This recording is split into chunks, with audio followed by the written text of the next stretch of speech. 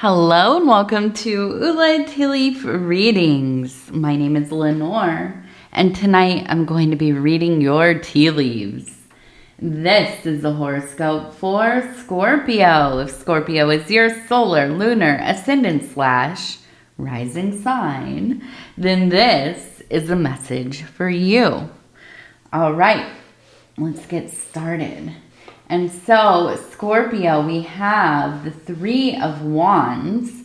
And this is in the Thoth deck called Virtue, right? But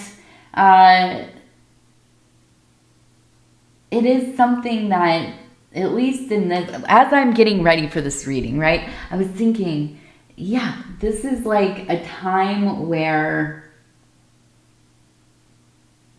I can almost imagine you getting started on your journey, right? You've already packed the bags. You've made the plan. You have your, kind of general idea of what you're doing. You don't necessarily need the full itinerary yet. But I do. I see you kind of setting out in a new direction. And maybe, and just maybe, this is kind of a little bit of a solo mission. Now let's see what the tea leaves are going to tell us.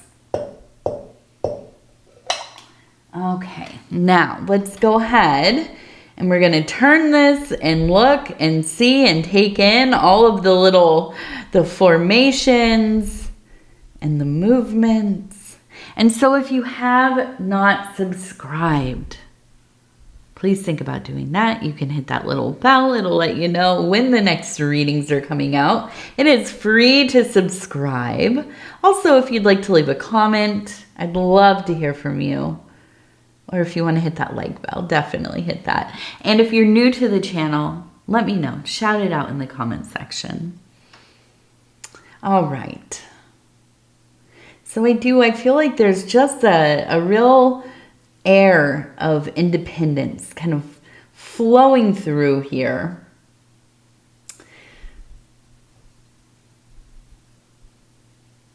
Sometimes I go into a reading feeling it just has its own atmosphere. It's like walking into a room and it's like all of the smells, how does the air feel? What is the sound going on? Is there music? Is it people laughing? Is it quiet? This is how I feel going into readings, right? And sometimes it really does start to happen right before I'm going to get everything turned on and start looking at stuff here in the cup. And it's pretty interesting. This one has a very potent energy to it. Sometimes I don't feel anything at all. I'm just like, okay, hopefully these tea leaves have something to tell me. All right, so we have two people here. You can see one here. You can see the other here. Okay, and I almost feel like this is kind of the conversation. This is that. And I don't think it's a breakup. I don't think it's like, hey, this isn't working for me, that kind of thing. I feel like it's the conversation where it's like, I have this feeling, I have this inclination, I have this desire, and I can't sleep until I go and explore it. I need to do this. I need to go and see, what does this mean? And, it might be inconvenient to the life that we have, to the routine that we have, but it's something I really have to do for myself. And, and I think every once in a while these things come up in our lives, right? We start to decide, maybe I want to do a different career. Maybe I want to go look for a job at a different company. Maybe it's time that we move out of this place. We need a bigger place, a smaller place, whatever. It could be that, hey, I want to go on this retreat. I want to go, learn how to I don't even know. I thought paint, right? I don't know. Do you go away for the summer to learn how to paint or something? They have that somewhere, I'm sure. But whatever it is, I do. I feel like it's just something stirring in you. Something that it just has gotten its, little claws into you. And so I see you having this conversation. I have to take a break from work. I have to travel. I have to, maybe, well, here's a big one. Maybe it is that you're working like a late shift. Maybe you work second or third shift and there's an opportunity and your life is set up in a way to support this, right? And maybe you have a family and maybe your spouse, they work the opposite shift. So everything kind of, it works because, maybe you don't see each other a lot, but the kids, they need somebody at home and, working the opposite shifts, but it's wearing you down. And this is an example. I'm thinking of something, that, where it is, it's like, hey, I love you and I'm glad that we finally got everything sorted and it seems to be working, but I'm working overnights and it's starting to really wear on me. I need to get on the first shift or whatever, right? And so you have to go have that conversation. And it's kind of like, okay,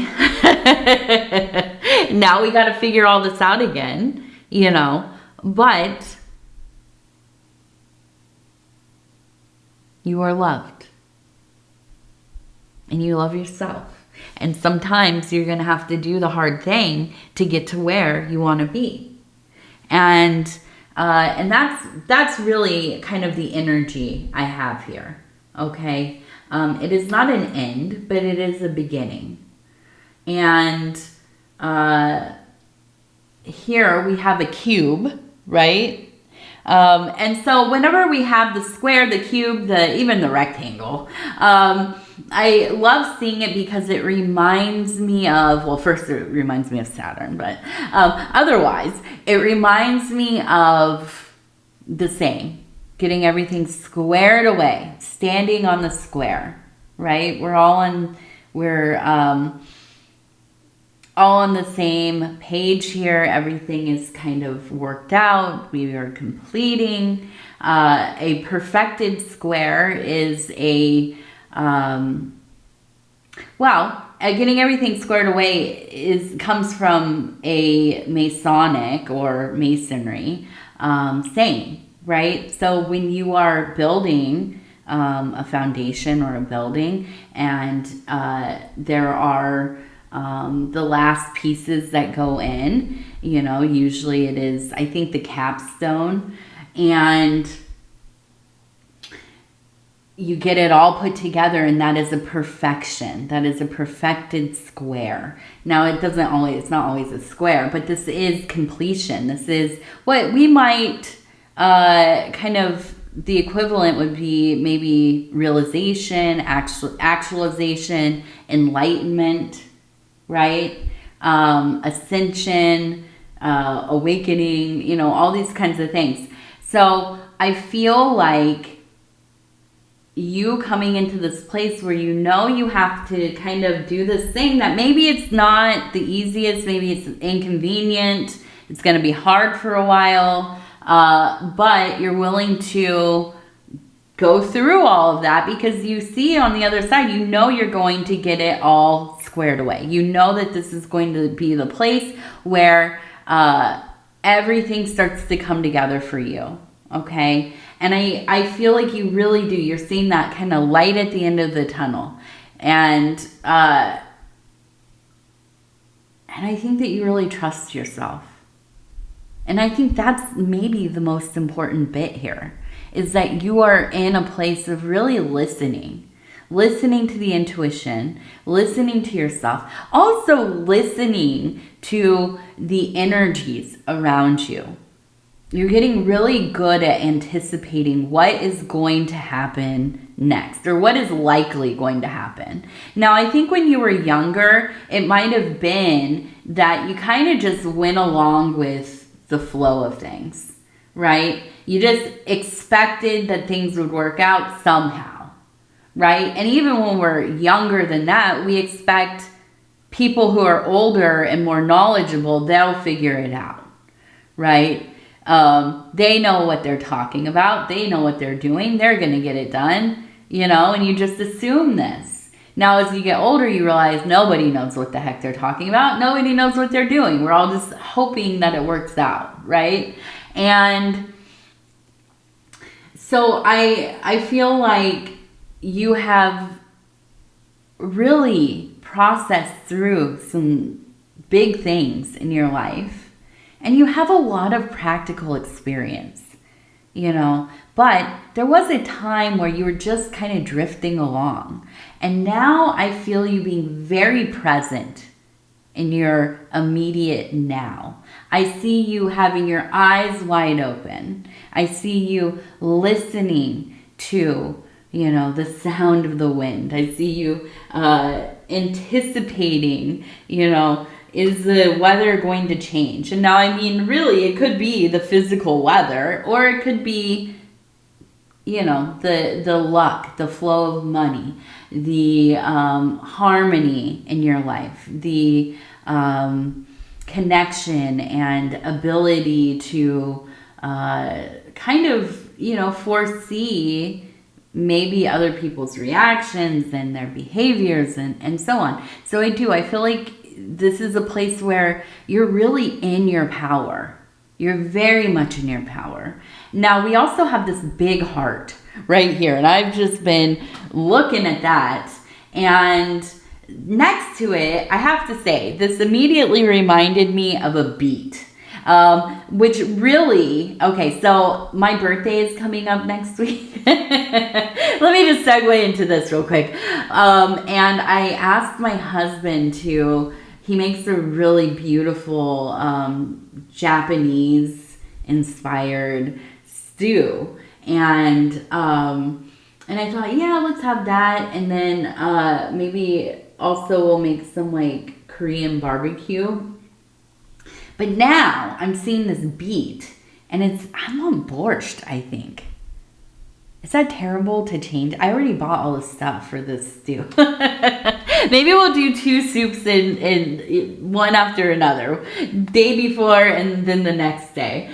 But borscht sounds so good right now. So anyways, I'm looking at the beet. Which really, to me, when I see them in person, and they are so beautiful. This one almost kind of looks like a karabe as well, which is another root.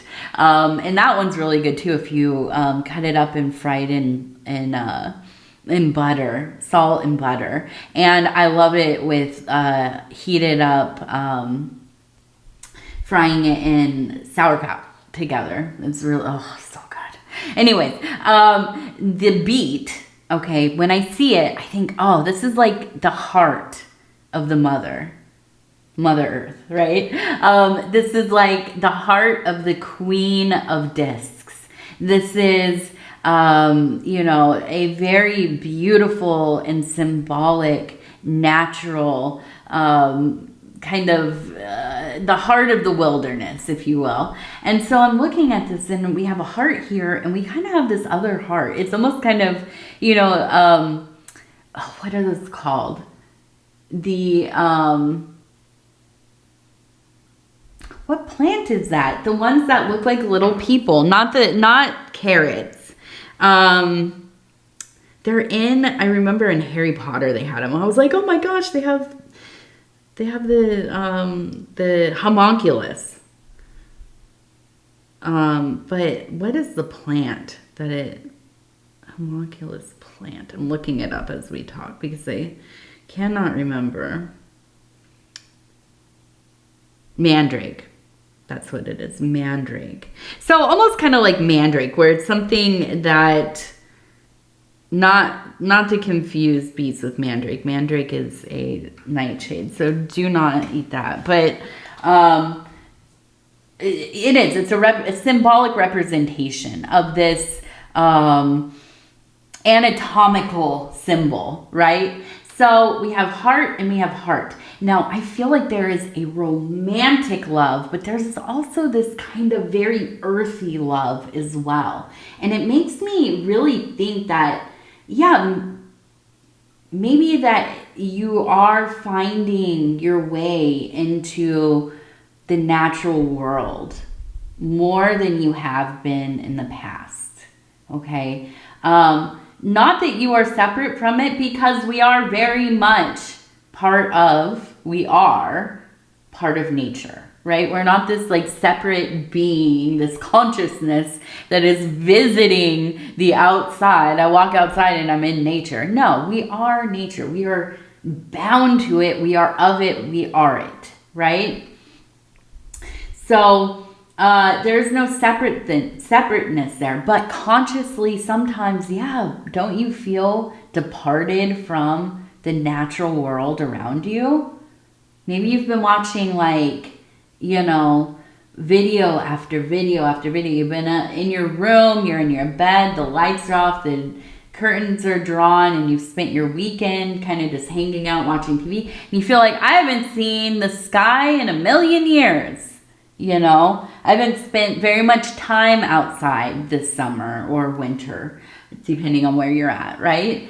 And so you're drawn out. I feel you going out of doors. I feel you spending time, touching grass, right? It'll heal you. Go out there, take off your shoes and put them on the grass. It does. It is helpful. I'm not going to say it's the cure-all. But yeah, getting out there and being in this unsterile place. I know, scary, right? It is. I think it opens you right up. And I feel like this is something that is calling to you. And I wonder, as you wander off into your kind of, hero's journey, your little kind of hermit mode, if in this greater great, there is a sense of the fondness for your love growing stronger. And maybe this is somebody that you are married to, or you're in a long-term relationship, you're a partnership. Maybe this is that you are single and that you are going to meet somebody. And maybe you are somebody who's saying, no, Lenor, I'm not looking for love in that way. And, I don't even necessarily want companionship. But I feel like out there, you're going to find something. And it might be a human, it might not. Maybe, like me, I just recently befriended a woodchuck, or they're called groundhogs as well. Here we call them woodchucks, I guess. And, he's a rascal, this one. He's digging everything up. I saw him come up into like the back, there's river stones back there and stuff, and flowers and things, and I went out there yesterday, I think, to pull weeds, and I'm like, he's come up through the but he's beautiful and I love him, and I'm gonna let him do what he does. But yeah, you might be finding kind of a furry friend out there too. It could be that. But I feel love. I feel love. Also, we have over here, it looks like it says K-E-Y. So we have key, okay? A key of some kind. Also, I want to take a look at I keep forgetting I have these oracle cards. I want to take a look at our oracle cards, and I kind of want to see. I want to see like where. Here's my question. Now I'm going to look, we have a little wizard over here with the little hat. Look at that hat, and holding a wand. Okay, so I want to see where this magic is going to take you. Okay, It feels important.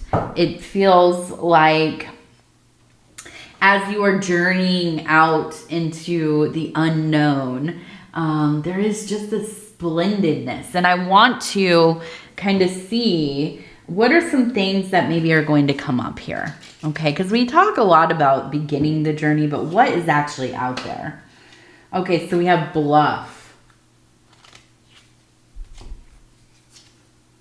Companionship. There we go. That's that word we were just using. Companionship.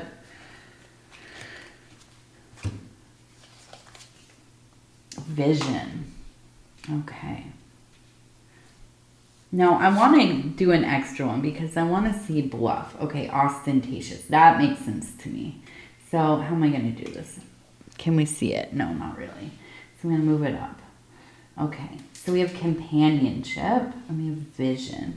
Now, I want to do actually one more over here. Okay, so where am I going to go? Criticism. Okay. So, I feel like these are kind of two things. Two different things here. We have this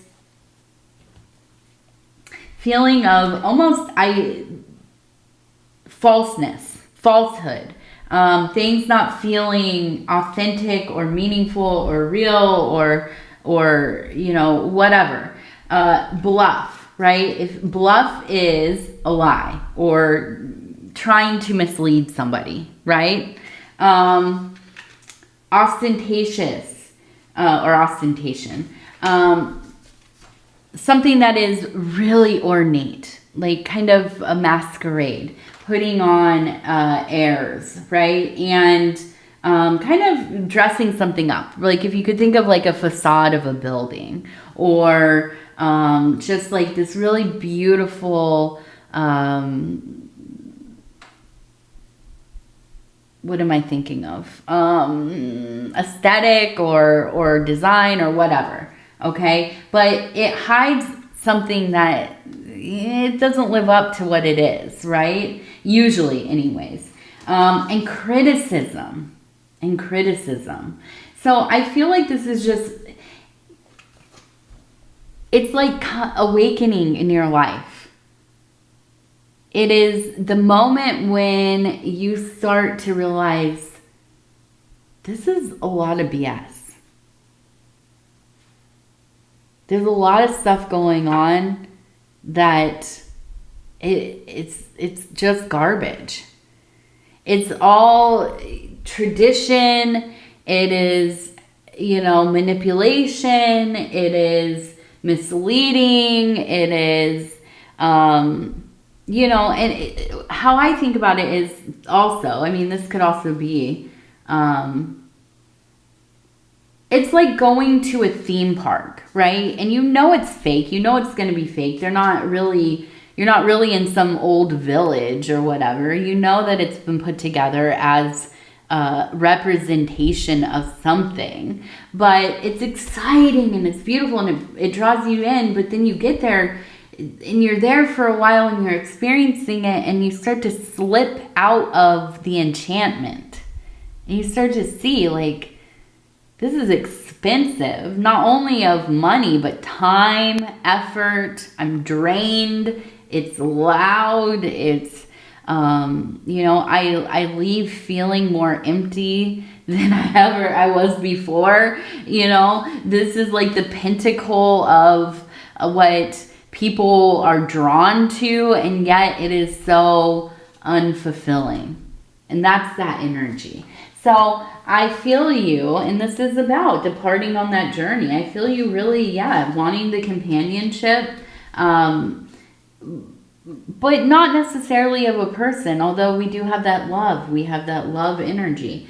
But I feel like it's a companionship with the interior, with the greater meaning of the world, of, well, I mean, quite literally, you know, there have been times in my life, and I'm a pretty solitary person. I mean, let me just be upfront about that. I would be fine being alone for the rest of my life, aside from my daughter. I love my daughter, and of course my husband, But really, you know, ultimately, if I had to be, I would be alone. If I, you know, and I could do it and, you know, whatever. I've been alone before and I actually really liked it. But it can be lonely. There are moments where it's lonely. Okay? And I found companionship, the big one with the cats, with animals, right? But also, you know, in the depths of my solitary living, I started to really feel kinship to all kinds of things. Even like favorite trees and places that I like to go to look at the lake. Or I knew there was like an eagle's nest that wasn't too far from the house that I was living in. And these things became my companions, right? And I feel like there's this urge in you to find connections like this in your own life, to expand your perception of connection and companionship, to find meaningful connections and relations to more and more things in your life, not necessarily people. Okay? Now, we also have vision. And I feel like as you are on this journey, you know, you only become more and more in tune with your ability to perceive that other thing. And I do feel like you start to really have some potent visions coming your way. And so get a little notebook or a little pad of paper and start keeping track of these things. Take notes for yourself, draw pictures, record it, you know, make a video, get a voice memo, whatever it is, whatever medium works for you. But record it. Make a record of it. Because someday you might want to look back and look at the patterns, you know, the things that really kind of stand out about your experiences. And so let's go ahead. We're gonna take a look over here. We have some birds. And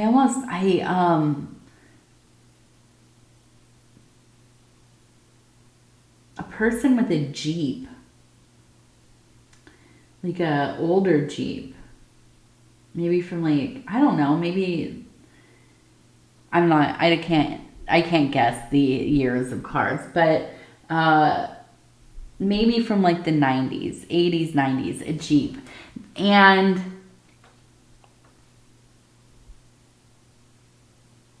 I almost feel like it's like an older brother or cousin, somebody who's old, a few years older, really cool, very nice to you. I feel like you had a good relationship, but they just seemed like they were living fast. And I just keep getting this feeling of like we didn't get enough time together. I think that's coming especially from your side because they're with you. And I keep seeing the color green for some reason. They're showing me green. But they're sending messages. They've been sending messages a lot lately. And there's something to do with like actual birds. Usually the birds to me just represent that you have messages coming through. Like you've got mail from the other side. But they're showing me seagulls for some reason. And I wonder if you would go to the water with this family member. Maybe you like to camp, or you would drive to the coast or to one of the big lakes around you or whatever it is. And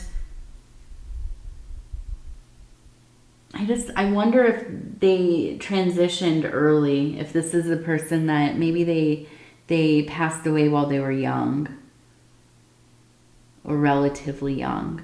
But it could also be that they're still around, but it's like they're a different person. It feels kind of like they're gone, but they're not. And maybe you have fallen out of contact. Maybe something happened. I don't know exactly what this is, but it feels heavy. And I feel like this is something that you're going to be really working through. And this is part of this process. This is part of the thing that's drawing you out into the wilderness. Because I think it's something that you have not mourned completely. It's something that I think that it's almost like a feeling of I had to kind of just suck it up and get through this because everybody else around me was falling apart. And I had to be the one that like kept it together. And I think it's just like time continued to go on and you never really gave yourself the space to kind of really mourn, you know, and I think that's stuck with you. And so I think it is something that is going to be a little bit confronting. And it maybe is even something that even as I'm talking about it, you're like, well, you know, it's a terribly difficult situation, but it was so many years ago and, you know, and I'm fine about it now. But it's like the tentacles of the loss, right? It affects your worldview, your disposition, and even more so, I think your reaction. Your reactions, maybe it is that you close yourself off, you get overly emotional or overstimulated emotionally, it's more what I would say. And you just shut yourself off. You walk away. I'm ghost in this situation. Or maybe it is you go to anger. You know, you get in I need to protect myself. I'm going to do whatever I have to do. Say whatever I have to say to get this person away from me. Because it's like bringing up this raw nerve for you. And so I think it is something that is unavoidable and you will have to kind of examine it, you know, if you want to or not. These are the kinds of things they won't let us go. They show up and they tell you, you know, I've been around for a long time and it's time that we start having a conversation, right? And so, yeah, I do. I see this work kind of as maybe one of the big things, you know, that why you were going out there to kind of figure some things out. All right, so I'm going to do the gratitude affirmation cards. I'm going to flip through. I'm going to stop where it feels right. And it says, refreshing spring. I am thankful for those in my life who have brought me comfort and restoration in my seasons of pain. Their words and acts of kindness have rejuvenated me like a spring of fresh water. Practice. Think of a person who offered you comfort during a painful life circumstance. Recall the refreshment their words. I was like, what is... recall the refreshment their words and actions brought you. Let me do it again. Practice. Think of a person who offered you comfort during a painful life circumstance. Recall the refreshment their words or actions brought you. There we go. I knew I could do it. All right, Scorpio, I'm going to go ahead and tell you I love you because I do, and I thank you so much for spending this time with me, allowing me to bring you these messages. And if you would be so kind as to like the video, it really does help the channel. And if you have not subscribed yet, please think about doing that. You can hit that little bell. It'll let you know when the next readings are coming out. It is free to subscribe. And what else? Oh, if you want to leave a comment, go ahead and do it. I want to read it. And I will. I read all of them. What else? If you are new to the channel, definitely shout it out in the comment section. I'd love to hear from you. And that's it. Scorpio, I love you. Take care of yourself. We're going to talk real soon.